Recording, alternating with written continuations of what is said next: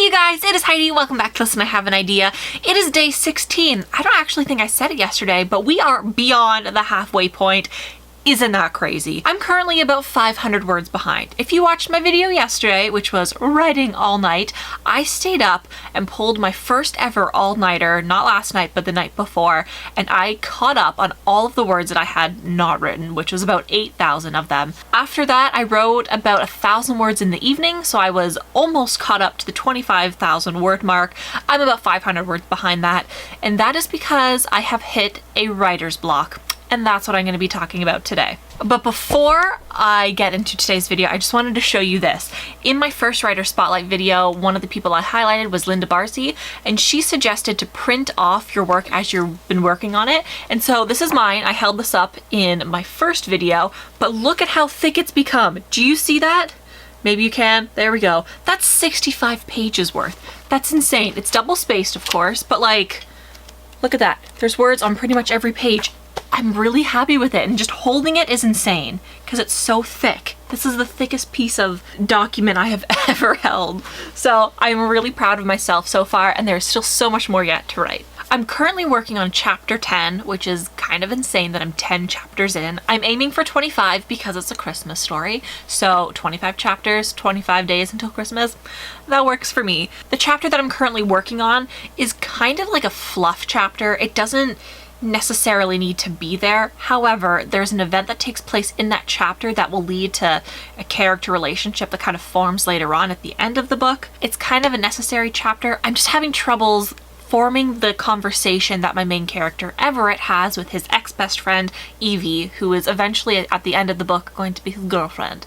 Yes, I'm gonna write in a little bit of a romance. It's not gonna be a full-blown romance, but just like a little tiny sparkling of a romance at the very end. Here is where I'm having the issues. I know exactly what's gonna happen after the conversation, and I know what kind of happens before it, but I don't know where it takes place. I don't know what it's gonna be about really, and I don't know, I'm just having issues figuring it out. So what I found online were 7 sort of tips that will help me. The first thing I'm going to be doing is figuring out the exact location of the scene. Everett, my main character, is coming home from a super hectic day. It's at a train station. That's where the chapter starts, and then he's walking home to his house. So it can kind of take place anywhere between the train station and the house. The next thing I'm going to be focusing on is the relationship between the characters. I do know a little bit of where their relationship started at the book. They weren't speaking. They used to be best friends along with this other character, Felix, but she left them to go find different friends, and now she's trying to almost insert herself back in their life, or they're finding themselves ending up in the same kind of situations together. At this point,